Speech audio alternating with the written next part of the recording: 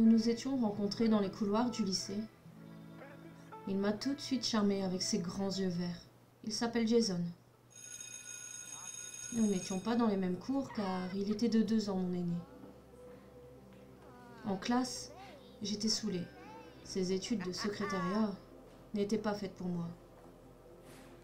Les seules matières qui m'intéressaient réellement, c'était l'art plastique et le sport.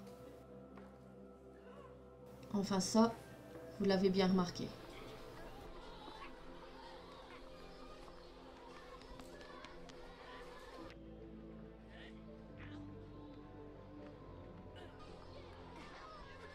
Nous prenions des pauses de plus en plus longues, jusqu'à sécher carrément les cours. Avec son groupe d'amis, des amis avec des énormes guillemets, ils avaient tous une mentalité assez spéciale. Et quand je me retrouvais avec eux, je ne me sentais pas du tout à ma place.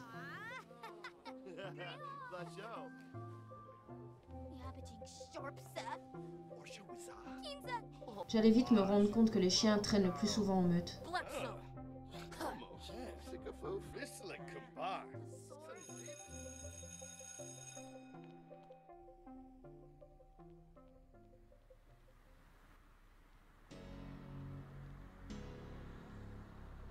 Nous nous retrouvions le plus souvent dans cette impasse, derrière le lycée.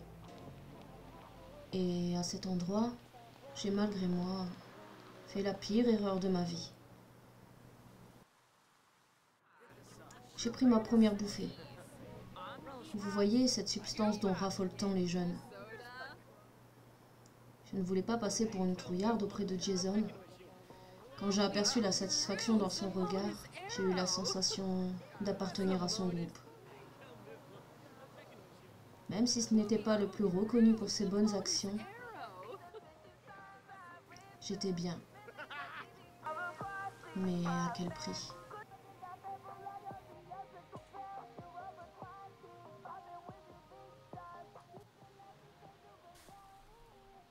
Nous restions souvent tard le soir.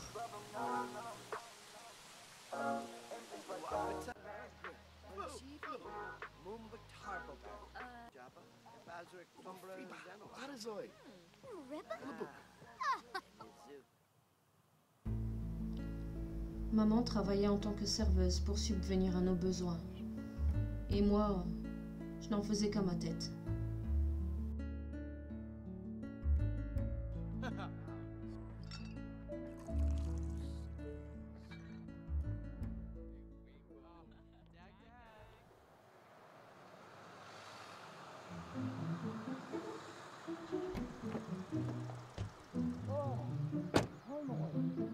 J'avais décidé de lui présenter Jason, histoire d'officialiser la chose. Sauf que, elle ne l'a pas du tout aimé. J'étais têtue et insouciante. Je croyais au grand amour. J'ai essayé de la convaincre, mais elle ne voulait plus le voir après ce week-end.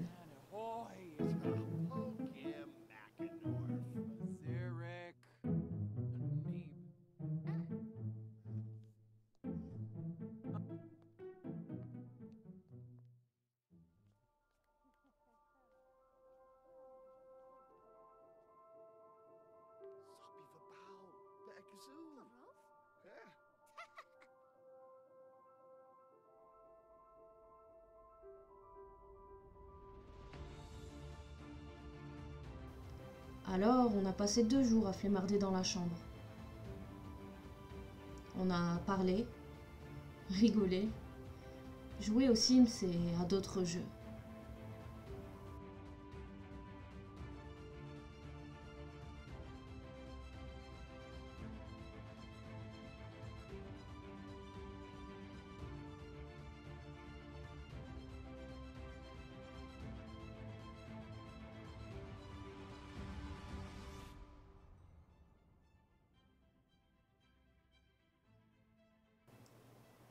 Avant d'aller dormir, nous nous adonnions à un autre passe-temps.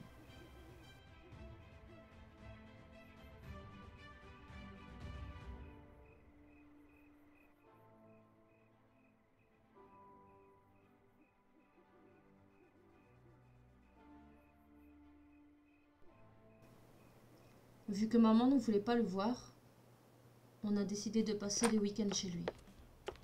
J'étais loin de me douter de ce que j'allais trouver dans sa chambre. Il avait 18 ans et cet endroit ressemblait plus à celle d'un adolescent en rut plutôt qu'à celle d'un jeune homme responsable.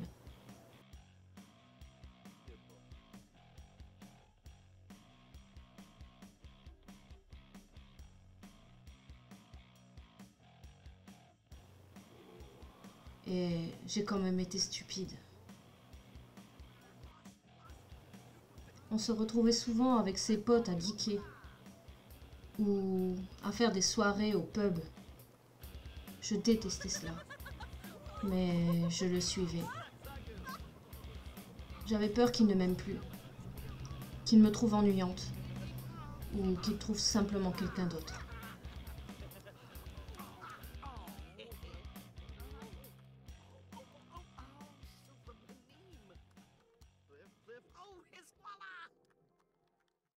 Après avoir vu là où il habitait et son comportement à l'extérieur, à draguer tout ce qui bouge, flirter juste sous mes yeux, j'ai commencé à analyser ce qu'il disait, ce qu'il faisait.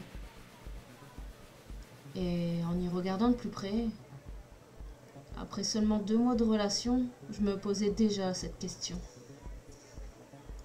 Pourquoi est-il avec moi, si ce n'est pour avoir ce comportement frivole? Je trouvais ça louche, mais je restais. À cet âge, je me cherchais encore.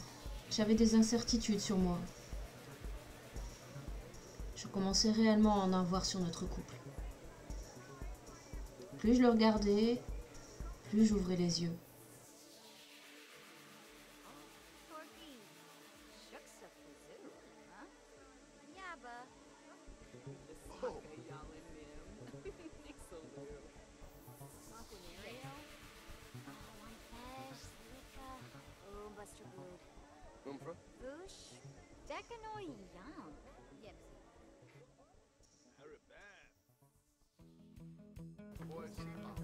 Après le BEP, j'ai tout de suite eu mon premier boulot.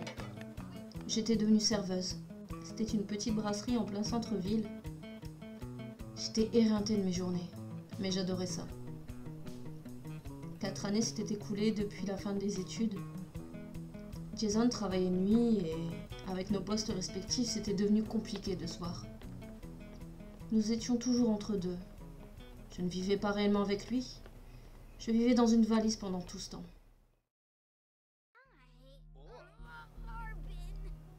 Ce que j'ai compris bien trop tard, après 5 années de relation, il m'avait trompée. Et le mieux, c'est qu'il niait tout en bloc. Mais on m'avait tout rapporté. Il allait souvent au pub, seul, et c'est là qu'il agissait. Évidemment, il a préféré me mentir. Pendant notre dispute, je voyais ces scènes comme un vieux film. Ça me dégoûtait. Me faire respirer plutôt que me dire la vérité, ça me mettait hors de moi. Pourquoi rester avec une personne si ce n'est pour pas être sérieux? J'avais 19 ans. Je venais de gâcher mes meilleures années à courir après une personne mal intentionnée, à espérer l'inespéré.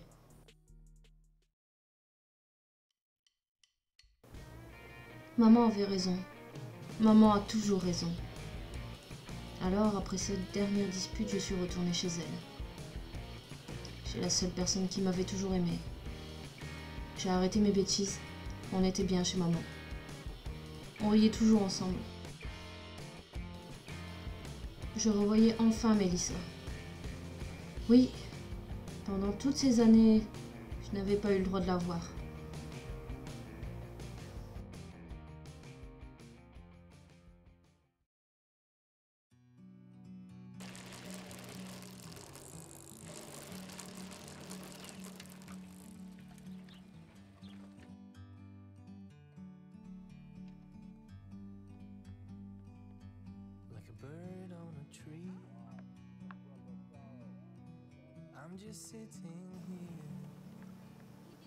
Je me suis donc réfugiée dans le travail.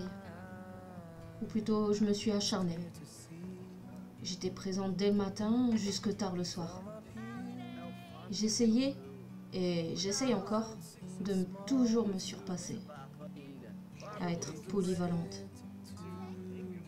J'étais aussi bien au service, au bar, en cuisine et également à la plonge. Je faisais de mon mieux afin d'avoir cette reconnaissance. C'était toujours mon objectif de vie. Mes journées étaient remplies et j'étais satisfaite comme cela.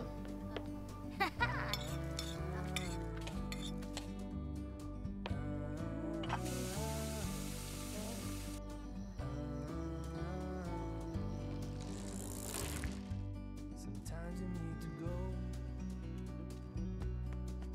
and take a step back to see the truth around you. J'avais également repris la course à pied, histoire de me défouler. Cela me faisait du bien d'évacuer tout ce stress, cumulé depuis 5 années. Passer quelques mois à courir au même endroit, on croise toujours les mêmes têtes. Et je m'étais liée d'amitié avec un garçon. Je ne voulais pas aller trop vite. Le principal était que je puisse partager ma passion avec une autre personne. On riait bien.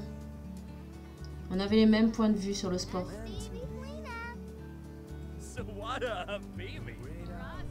Et surtout le fait que cela nous permettait d'extérioriser. Lors de notre premier échange avec ce jeune homme qui s'appelait Mathieu, maman m'a appelée. Elle avait l'air perdue et voulait me parler. « Pourquoi tu ne veux pas me dire ce qui se passe? Si tu dois me dire quelque chose, dis-le-moi. » « D'accord. C'est aussi grave pour que tu nous réunisses, Antonin et moi. » En raccrochant, je me suis effondrée, car je n'avais jamais entendu cette intonation dans sa voix. J'étais pressée de rentrer pour savoir ce qu'il se passait.